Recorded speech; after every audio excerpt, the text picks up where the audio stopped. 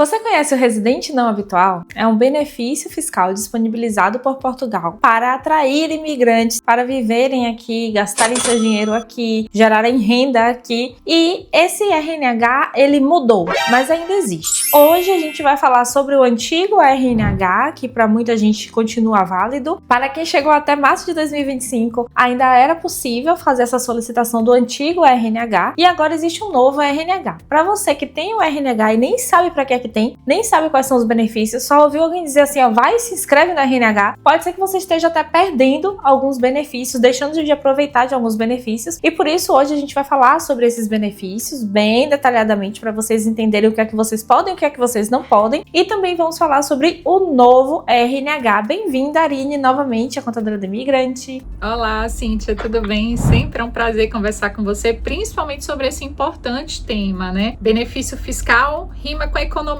e impostos, né? E o RNH era um benefício, era porque já acabou, já não é possível solicitar. A gente vai conversar aqui quem já possui vai continuar usufruindo aí por mais algum tempo. Mas o RNH foi um benefício fiscal criado aqui em Portugal em 2009. É um regime fiscal especial para atrair profissionais qualificados, pensionistas, aposentados logo no início. Então, Portugal tinha o interesse de atrair esse público, né, de imigrantes, então eles estabeleceram esse benefício fiscal. E o que na prática o benefício concedia, né? Benefícios por 10 anos. A taxa fixa é de 20% sobre rendimentos de trabalho em Portugal, em atividade de alto valor acrescentado. Na verdade, existia uma lista, né, de profissões e atividades que eram passíveis de solicitação do benefício. Isenção ou redução sobre rendimentos obtidos no estrangeiro, como aposentadorias, dividendos, rendas, conforme a convenção de acordos aí para evitar bitributação entre países, né? Portugal também possui acordos com vários países. Então, como eu falei antes, o objetivo era atrair esse investimento humano e financeiro para Portugal.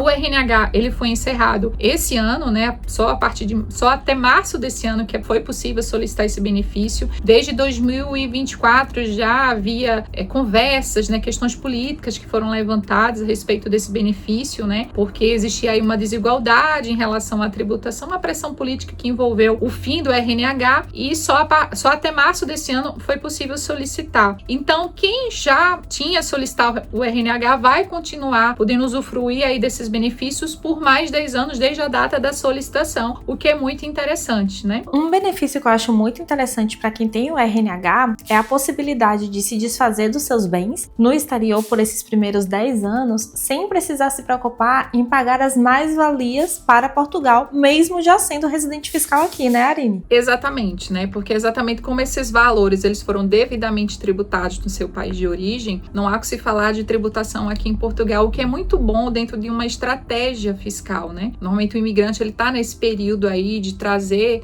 os seus bens, né? Fazer investimentos aqui, quem sabe comprar o seu primeiro imóvel. Então, enquanto o RNH ele permanecer vigente, você vai conseguir se beneficiar dessa isenção. Falando sobre essa questão de planejamento, eu pensei agora, e se eu tiver uma empresa em um lugar que é um paraíso fiscal? Por exemplo, eu abro uma empresa em Dubai. Lá em Dubai não é cobrado o imposto de renda. E aqui em Portugal eu tenho o RNH. Se eu tiver lucro com essa empresa e retirar dividendos ou retirar remuneração, essa remuneração é tributada em Portugal? Ela vai ser tributada em Portugal, porque não vale para a questão dos países, né, que são considerados paraísos fiscais, né? Essa isenção ela é aplicada em países onde você, de fato, você apresentou, você foi tributado, né? No caso dos paraísos fiscais, não se aplica. Então, é importante as pessoas terem isso em consideração.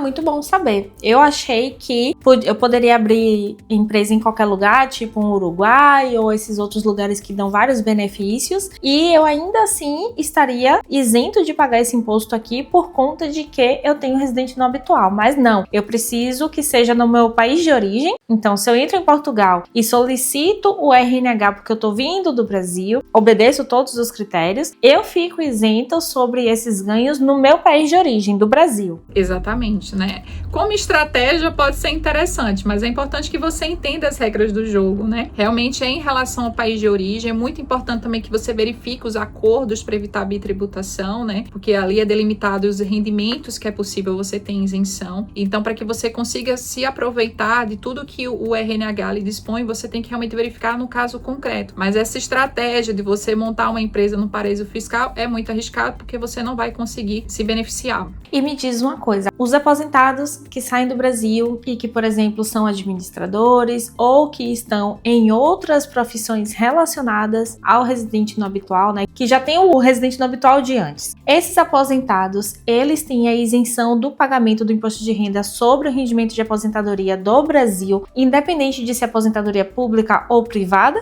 No caso das aposentadorias, né, a competência aí seria do Brasil, né? Já vai ter a tributação na fonte, né? Então não há que se falar. Você continua tendo a obrigação de declarar, né, os seus rendimentos de aposentadoria no seu IRS em Portugal, mas imagine que esse aposentado, ele tem uma atividade, a gente tá falando tinha porque infelizmente já não é possível solicitar o RNH, mas se ele tinha uma atividade em que ela se enquadrava dentro ali das profissões que eram possíveis de solicitar o RNH, ele vai poder se beneficiar em relação aos 20% e dos rendimentos no exterior. Isso é uma outra situação. Então, com certeza, se ele tem essa atividade ela estava enquadrada dentro do RNH, ele vai poder ter a limitação dos 20% nos rendimentos da sua atividade em Portugal e a isenção dos rendimentos no exterior. E se você quiser que a Arine analise individualmente sua situação, te diga exatamente quais são os benefícios aos quais vocês têm direito, por favor, não se acanhem.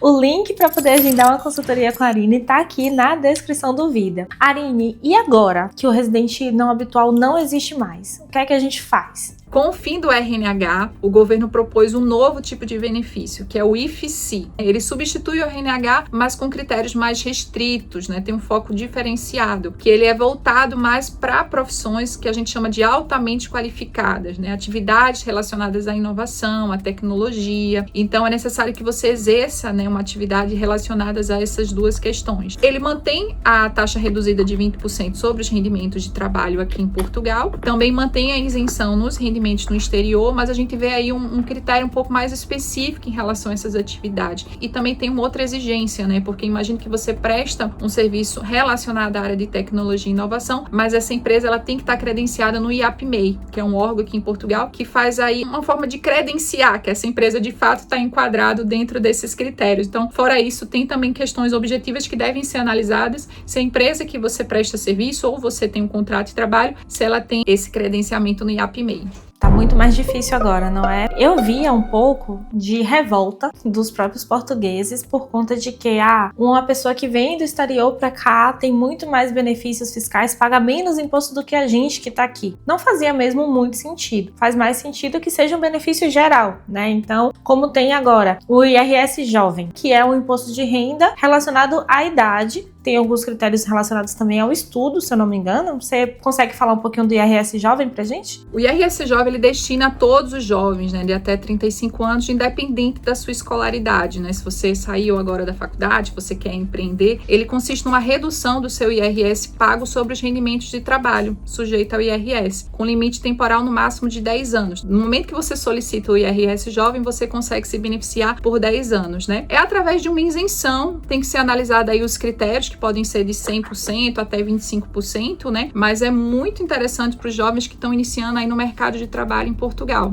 Exato, e eu acho muito mais justo, porque todo mundo que tá aqui, que tem um título de residência válido, né, que tá com tudo regular, pode solicitar o IRS jovem. Isso é muito bom. Tem um outro benefício fiscal relacionado à compra de imóveis. Então, a gente tá falando aqui de benefícios fiscais, eu já tô aqui puxando aqui o fio de vários benefícios que eu conheço. Você conhece mais algum benefício que eu não conheço, Arine, ou que não me lembro agora? Esses são os principais, mas ainda falando sobre essa questão da compra de imóveis, semelhante ao IRS jovem, também tem um limite aí dos 35 anos. Na prática, você vai ter isenção sobre alguns impostos na compra do seu imóvel, principalmente o imposto de selo. Então, assim, é muito interessante, né? Você que está nessa faixa etária, mesmo sendo imigrante, se você tem autorização de residência aqui em Portugal, você pode ter aí esses benefícios na compra do seu primeiro imóvel. E a gente falou no vídeo com a Vani sobre o Estatuto de Igualdade. Eu vou deixar aqui o card, porque você ter o Estatuto de Igualdade também facilita muito nesse processo de você solicitar esses benefícios benefícios. Quando você chega nas finanças, quando você chega no banco para pedir um financiamento e você tem o cartão cidadão ao invés do título de residência, eles já tratam você diferente. É muito mais fácil para você fazer simulações de empréstimo, simulações de financiamento, quando você tem o cartão cidadão. E você só consegue tirar o cartão cidadão se você tiver solicitado o seu Estatuto de Igualdade, que hoje em dia está demorando bastante para sair. Então, o bom é você solicitar o quanto antes. Tudo aqui está demorando bastante para sair, na verdade. Por isso que é bom o imigrante se planejar, né? Tudo tem prazo, né? A gente falou sobre o RNH tinha um prazo, já acabou o IFC também, então você tem que ficar atento aqui em Portugal, porque para que você consiga se beneficiar de todas as possibilidades que os benefícios fiscais oferecem, você tem que ficar atento aos prazos e verificar quais são os requisitos que é necessário você atender para que você faça essa solicitação. Claro, dentro de uma consultoria, a gente vai analisar esses critérios